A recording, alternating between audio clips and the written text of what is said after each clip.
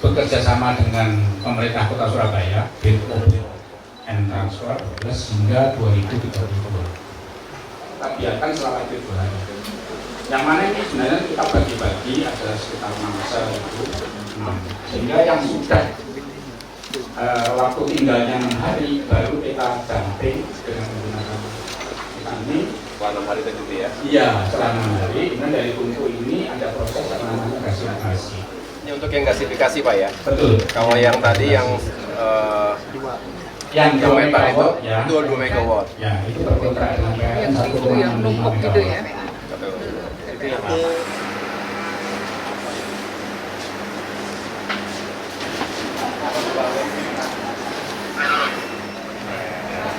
Kemudian sebenarnya sempat juga ada kesepakatan bilateral antara PLN dengan bank, tapi akhirnya disepakati itu pada proses. Ada sampah, tumpuan sampah, kemudian ada proses pengambilan. Berarti digeser-geser? Digeser-geser, betul.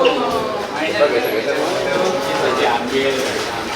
Jadi teman-teman sekalian, ini untuk menunjukkan bahwa instalasi ini yang hadir di Benowo, Surabaya harus bisa menjadi salah satu model karena bisa dikatakan ini salah satu yang terbaik di Indonesia untuk bisa mengurai permasalahan sampah di kota-kota besar metropolitan.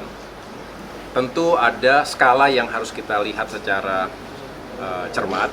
Tidak semua harus menggunakan teknologi seperti ini. Ada juga bahkan karena lebih besar lagi, contohnya metropolitan Jakarta yang 8.000 ton per hari itu juga tentunya harus lebih besar lagi kapasitasnya, teknologinya juga harus kuat lagi.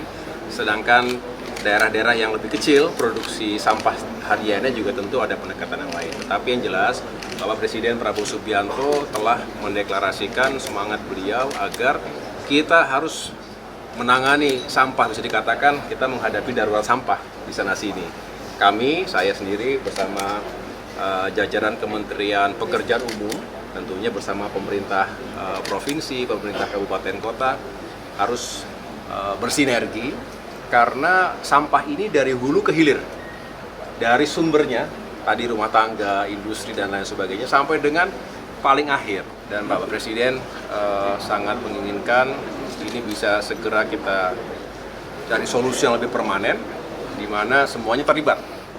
Ini penjurunya adalah tentunya pemerintah di daerah, tapi kami, pemerintah pusat juga punya tanggung jawab yang besar untuk mengorkestrasi hulu sampai hilir tadi, termasuk bagaimana sentuhan dan kehadiran infrastruktur penanganan sampah ini benar-benar siap dan efektif.